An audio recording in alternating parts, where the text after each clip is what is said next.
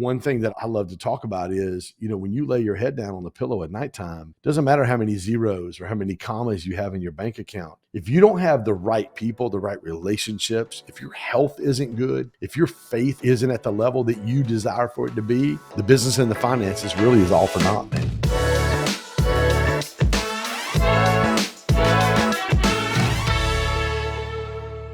Hey guys, welcome back to the Certain Success Podcast. I'm so excited today to talk to a new friend, Ken Joslin.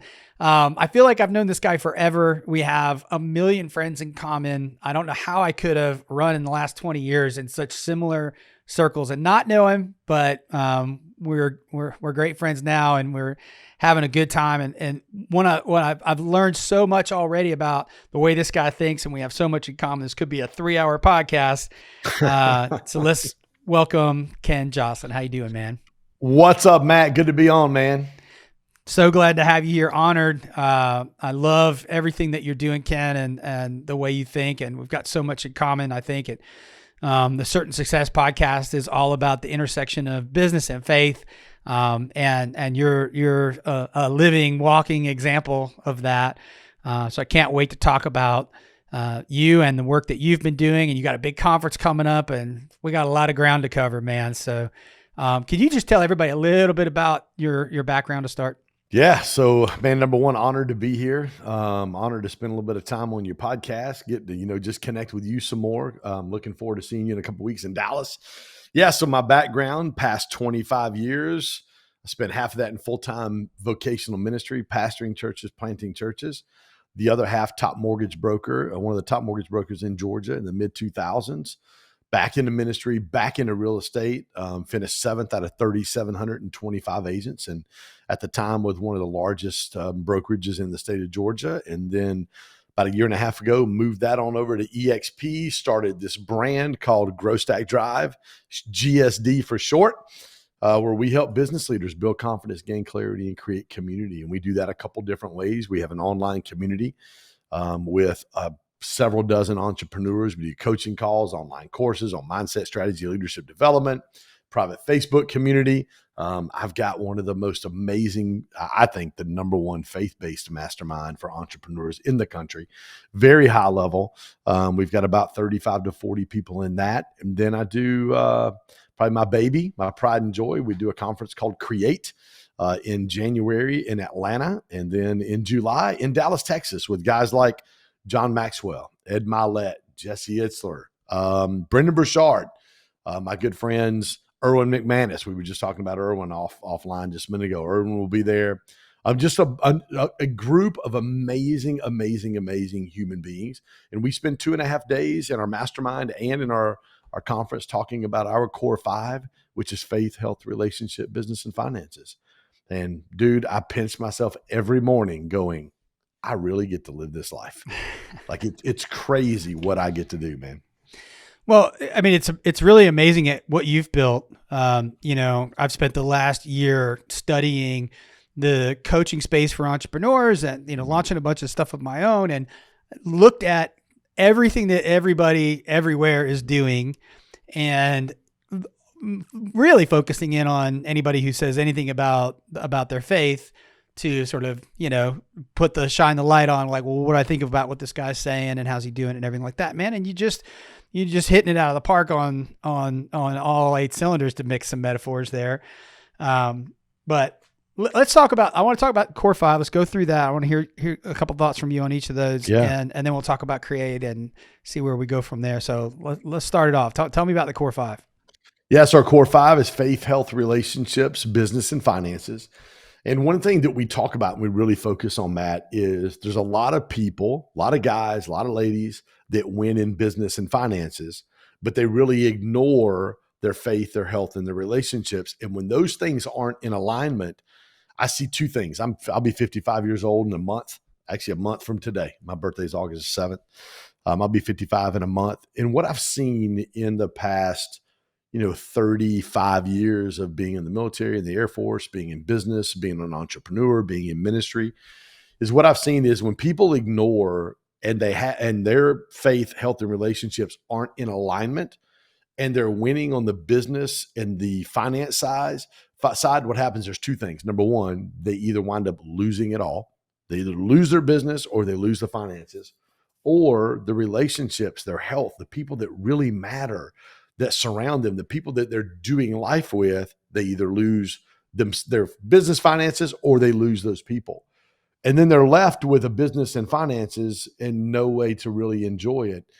And one thing that I love to talk about is, when you lay your head down on the pillow at nighttime, it doesn't matter how many zeros or how many commas you have in your bank account. If you don't have the right people, the right relationships, if your health isn't good, if your faith isn't at the level that you desire for it to be, the business and the finances really is all for naught, man.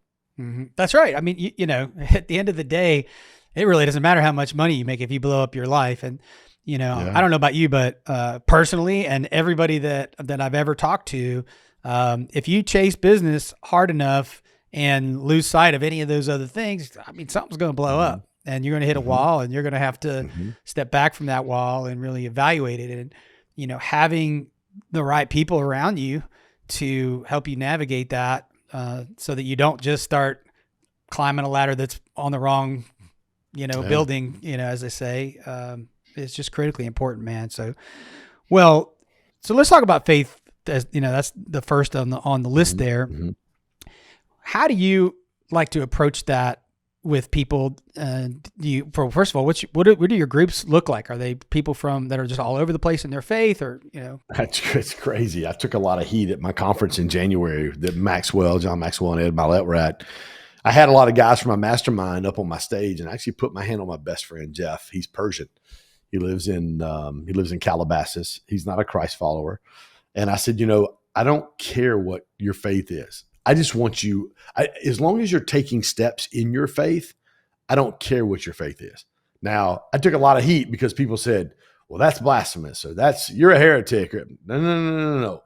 You didn't hear me say anything about there's more than one way to heaven. You didn't hear me say anything that wasn't scripturally sound. I'm just saying, listen, I just want you around me. Because if you're in my sphere, if you're in my life, if you're in a relationship with me, whether it be my community, circle, or corner, you're going to see how I live my faith out every single day. And there's no better way for you to get interested and inquisitive about, man, is this Jesus thing real? This dude is different. Like, he literally walks his faith out every single day. And then I just let God do what God does. God's the one that draws them anyway. But what happens is when they get around somebody like me or somebody like you, where their faith is front and center and super important in their life, then they begin to ask questions, and they come to me. When my best friend Jeff, his 46 or 48-year-old brother passed away in January, I was the first person he called. He FaceTimed me. He was sitting in his house in Calabasas at the pool area. As soon as I saw his face, I knew something was wrong. And he started telling me, my brother went in Iran, in Tehran, and went to the hospital to get an IV. They gave him the wrong IV, and it killed him. He was dead in like 10 hours. Oh, it was tragic. And I was just like, and he started to cry. And I said, dude, how can I help you? Let me pray for you. And he told me, he goes, I have to go in and tell Sanaz and the girls. He hadn't even told his wife or his kids that he had lost his brother. I was the first person he called. Why was I the first person? Because number one, we're close and I love him, but he sees me live my faith out every single day. He sees how important my faith is to me, and he watches me walk that out. And he knew that I would be there for him, and I would be a place he could go that would be safe, and I would be able to just kind of embrace what he was going through and be there for him. Man, you're touching on subjects we could spend some hours on, but the struggle with everybody is they look at Christians, they go, well, A, you're not walking it out, so why would I want to be that?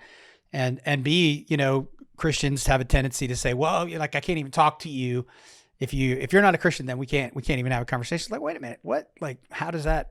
Where do you see that in Scripture? I don't think so. So, well, I appreciate that vibe of inclusiveness and inviting everybody to the table, and then saying, hey, look, we're gonna, we put Jesus first, and we're going to show you how we put Jesus first. And if that, resonates with you, then that would be great, Yeah. So, okay. What's next? Health. Yeah, faith, health, relationships. And I like to say this. When you get your faith, your health, and your relationships in alignment, when you're winning in those three areas, Matt, what happens is the business and the finance part is almost organic. It's like you can't help but win in your business. You can't help but win in your finances when you have your faith, health, and relationships in alignment, because your faith and your health are huge discipline areas. Like they're areas you have to be disciplined. I've lost 82 pounds. I got up at 4. I woke up at 3:19 this morning. My alarm was set for 4. I woke up at 3:19 this morning and I was at the gym I was at the 5 a.m. class this morning. Got up, I did my quiet time, spent time with God, did a little worship, came in my podcast studio, goals, gratitude, affirmations, top 3, locked in on what my day looks like, hit the gym at 5. And dude, my routine is boom, boom, boom. I mean, my morning routine is ironclad when I'm home. My morning routine is almost 100% ironclad when I'm on the road. And I got all that stuff knocked out at the gym home before 6 a.m. to have breakfast and record a couple podcasts this morning. And when you get, so your faith and your health, the discipline part of those two things, of making that an everyday part of your life, really leans in to a concept I created about 3 years ago when I started my health journey, which is incremental, not monumental. Small, daily, disciplined decisions over time always equal monumental success. Success cannot escape you when you do the right things every single day. And dude, when you embrace the faith component, the health component, what happens is you start to become the best version of yourself. And when you start becoming the best version of yourself, well, who do you attract? You attract other like-minded people just like yourself. Mm-hmm. And so what happens is when you start attracting those people, dude, your faith is high. Your belief level and your belief lid and what God's called you to do and put in your heart is so high. When you dream like literally, you dream like nothing's impossible. Like you have a blank check and a blank canvas to be able to accomplish what God's put in your heart. Then your health starts coming in alignment and you feel good and you've got energy and you're fired. Everybody who meets me, bro, they're like, dude, you got a lot of energy. And I'm like, yeah, I sure do. Because I'm disciplined in my faith. I'm disciplined in my health. And then the relationships start to come in alignment there as well. Well, what does that do to my business? It makes my business easier because it's not just relationships, people I'm hanging out with, doing the stuff with, but God also starts bringing business people and entrepreneurs and people that I need in my life to help me take what? My business to the next level. And then if you want to take my business to the next level, it's going to take my finances to the next level. So when we do our conference in July, I've got the best of the best in the world coming in. I've got Brendan Burchard coming in he'll be at my mastermind, our CEO dinner, and he's speaking on Wednesday night, the very first night of the conference. So he's going to speak. Erwin's speaking on faith. I'm speaking on faith. When it comes to health, Gary Breck is the top biohacker in the world right now, like literally coming in to talk on health, along with 2 or 3 other people that are super good friends of mine who are some of the top trainers and online trainers, physical trainers. When it comes to relationships, I've got some of the top relationship experts. My therapist, who's one of the top somatic therapists and dating and relationship experts in the world, coming in to speak on how do you build your relationships. And when you get to business and finances, you've got my good friend Vic Keller, who had 11 companies successfully acquired by Berkshire Hathaway, and as he affectionately calls him, Mr. B, for an ungodly amount of money. And then he served as a CEO for Warren Buffett for Berkshire Hathaway Automotives for 3 years. He took it from an $8 billion a year company to an $11 billion a year company. Create is going to be incredible. I'm so pumped about it. I was following you, just all your coaching stuff and GSD. And then, I started looking at that event in Dallas, and I actually went back. I forgot to tell you this. I went back and looked at my text. I was texting with somebody about, from your team back on the January event. And I couldn't do it. And they were following up with me and whatever, and that was before you and I had even connected, but, man, Create, let's save a little more about Create till the end. But, so I want to talk about relationships. So talk to me a little bit about that. How do you approach that? If you were coaching me, how would you approach What was Yeah. Well, here's the thing. I would say, Matt, there are three spheres of relationships that every one of us need in order to thrive. And these are things that I've learned over the past 3 years. I looked at my life. I've always had the best people around me for whatever reason. You can call it favor. You can call it God's connected me with the right people. I refereed high school and college basketball for 20 years.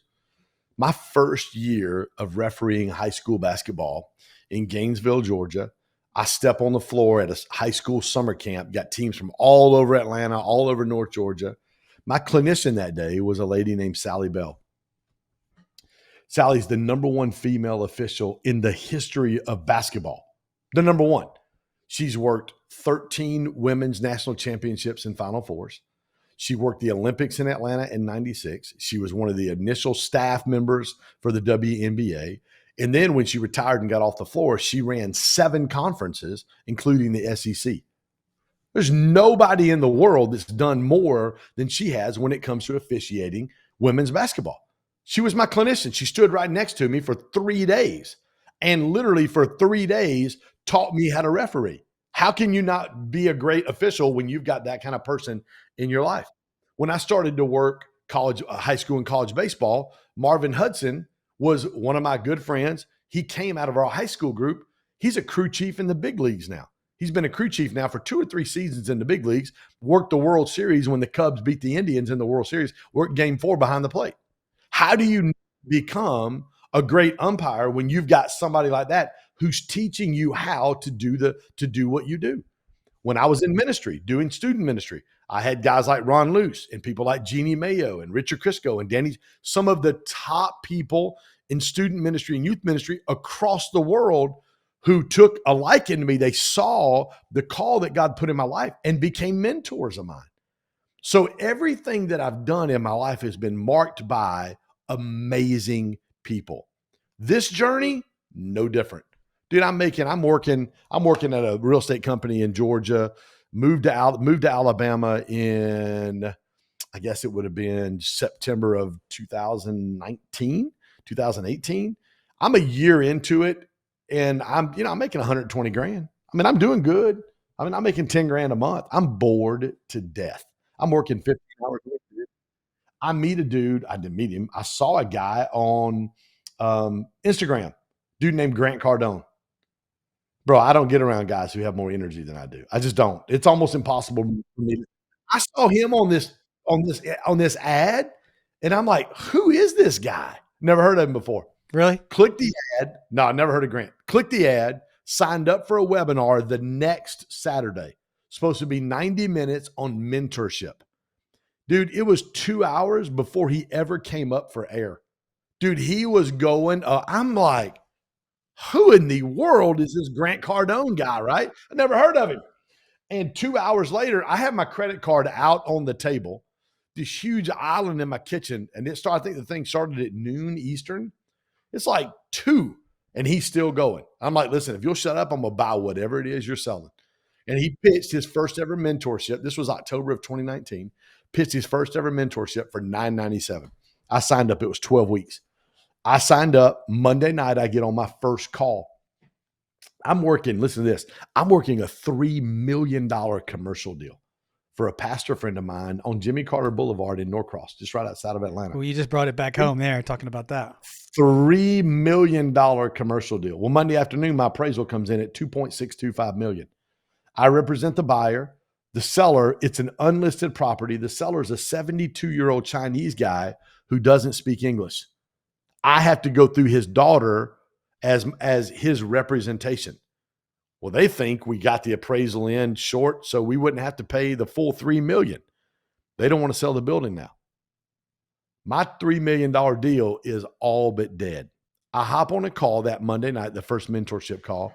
Grant pitches this thing called 10X Boot Camp in Miami. And I'm like, it's $5 grand. It's another $5 grand. I just spent $1 grand. It was $5 grand. He gave me the 1,000 back. It was $4 grand plus travel, plus hotel. I think I spent $6 grand in a week with Grant. And I'm like, you know what? I'm going to take a chance at this thing. I just found out my deal, $78,750 commission, was dead. I go to Miami. First day, I'm blown away. Energy, the information, Saturday morning, I go in. I sit through a presentation. I go out in the hallway with the guy who's talking about becoming a Cardone licensee, and Grant's in the hallway. It's 5 of us. And Grant walks up to me, he goes, "Why are you here?" And I said, "I'm here for a couple of reasons. I want to blow the lid off my mindset of what's a lot of money. And I want to be able to help pastors help their business leaders grow their business leaders so their businesses grow so they can in turn fund the kingdom so the pastor doesn't have to struggle with finances like I did when I pastored my church." Grant spent 5 minutes with me. He looked me in the eye, Matt. He's only 5'5". He's a little bitty dude. He looked at me, pointed his finger at my face. He goes, he goes, "Preacher, if you'll let me help you, I'll help you." And he still calls me preacher today. An hour later, I go into a Q&A session with Grant. There's like 25 of us in this Q&A. I grab the mic. I pitch my commercial deal to him. "Grant, here's the deal. I walked through everything I just walked through with you and your audience." He goes, "It's real simple, preacher. Just buy the building." I'm like, "What do you mean buy the building?" Like, that doesn't. I've done a lot of real estate. You just don't go buy the building when you're $375,000 short on the appraisal price. And he goes, "Ken, if you overpay for the building now, whoever buys it from your client will overpay for it when they buy it." He goes, "Just find a way and close the building." I said, "Okay." I called my client that day. It was Saturday afternoon. I called him at 5 o'clock p.m. I said, "Hey, I'm down here in Miami, this thing called 10X Boot Camp with some crazy dude named Grant Cardone." "Oh, I love Grant Cardone. I've got money invested in Cardone Capital." "Well, fantastic. Let me tell you what he told me."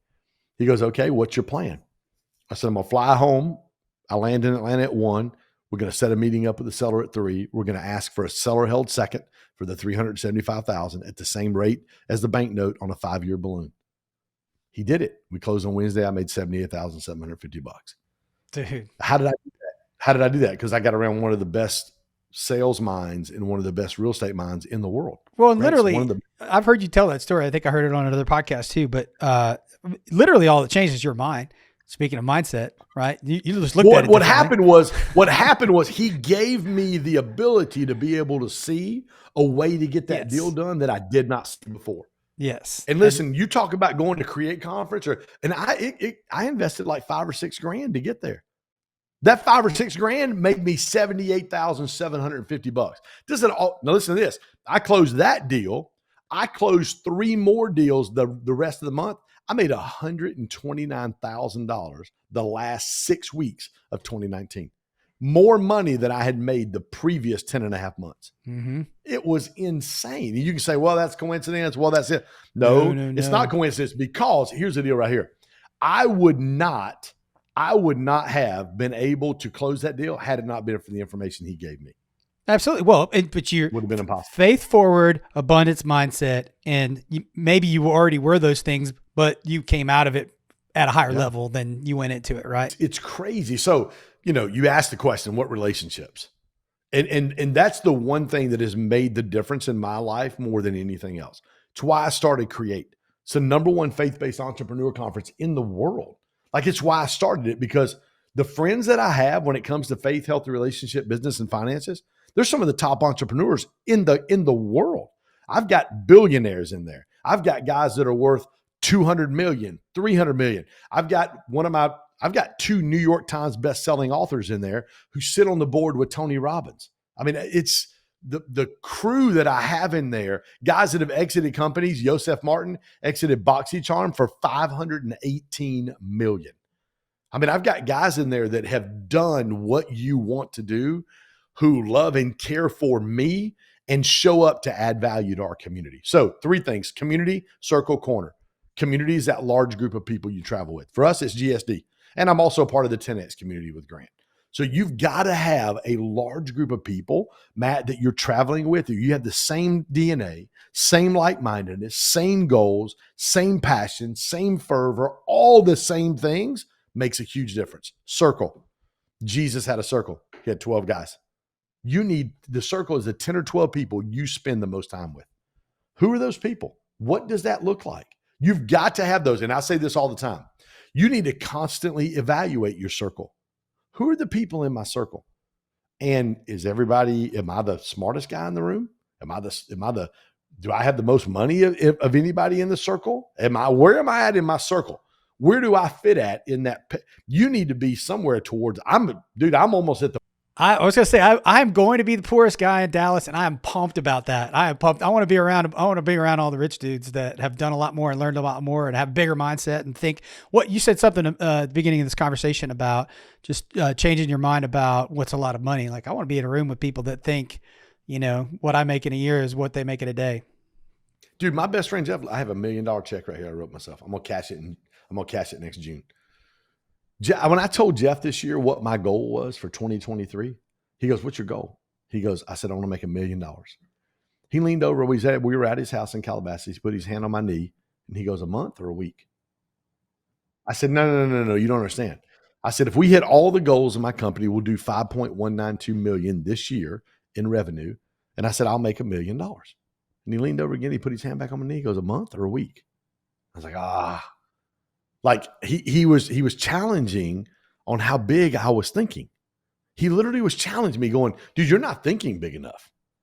Like you are literally not thinking big enough." And so you have to have those people. So community circles at 10 or 12 people you spend the most time with. Are you evaluating who those people are? And then your corner, 2 to 3 guys or ladies, if you're a woman, 2 to 3 guys or 2 to 3 ladies who have a 10,000 foot view of your life, who are there for you. I've got a couple guys in my life. Jeff's one of those guys. Vic Keller, one of those guys. Randy Garn, one of those guys. Brent Gove, one of those guys. I have 4. They know everything about me.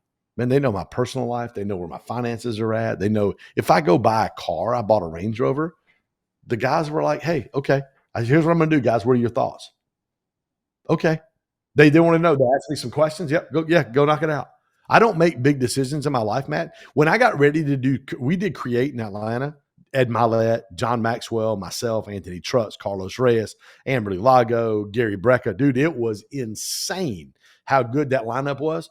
We got done. I'm sitting with my therapist, Lauren, who also spoke. We're sitting getting IVs on Sunday morning. And I'm like, we got to do this more than once a year. It's going to cost me $400,000 to put this event on. It ain't cheap. Then I'm like, we need to do this more than once a year. And I'm sitting there in my planner taking notes while I'm getting an IV. I got one arm out getting an IV and I'm taking notes with my hand. And she goes, "Man, that's amazing." Monday morning, the first call I have is with Randy Garn, New York Times bestselling author, sits on the board with Tony Robbins, has his own VC firm, establishes family offices all across the country. Randy goes, "Dude, that was so amazing. Have you thought about doing that more than once a year?" I'm like, as a matter of fact, I just had the conversation yesterday. My next call that afternoon was with who? Vic Keller. Vic goes, "Dude, that was amazing. You got to do that more than once a year. Have you thought about doing that in Dallas, Texas?" I'm like, literally, I showed him my notebook from the day before where it said Create July, Dallas, Texas, ? So I have those guys in my life, in my corner, because those guys love me for me. But those guys challenge me to think bigger. And what they do is when I have a dream or a vision, they either confirm it or they affirm me. "Dude, you can go do that. You can go do that. This is possible for you," which is why I have Brendan Bouchard and the whole crew coming in, Erwin McManus and John Gordon and Catherine Gordon and Gary Brecka and all the crew coming in Dallas in 3 weeks. Well, there's nobody that respects that game plan more than me. I mean, I told you I've done 150 live events in my career and all that, but I mean, this event is standout, bar none, going to be amazing. Cannot wait to be there. I'm going to be front row with all the cool kids, and I'm pumped about that. So we'll tell everybody how to find you, and tell everybody, well, let's point them right at Create for now, because that's coming right up. Super easy. growstackdrive.com/create grow, GROW stack, STACK drive, DRIVE.com/create Dallas. You can find out everything you need to know there. For me, Instagram, super easy, at Ken Joslin, KenJoslin. Easy.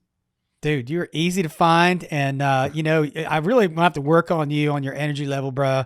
I'm going to have to send you something to calm you down. Could you imagine if I actually slept? I did go to bed about 9 last night. So I slept 6 hours. I'm not going to let my wife watch this, because she's going to be like, somehow you guys are like long lost brothers, because it's not just the haircut, man. Like Come on, baby. 4 a.m. in it with Jesus on my morning. Oh, and I didn't get to tell you too. You said you lost 80 pounds. I lost 90, almost 100 pounds. So we have such similarities in our story. So I think this is just part one of our conversation. So, but guys, if you're catching this episode of the Certain Success Podcast, you got to be at Create Conference.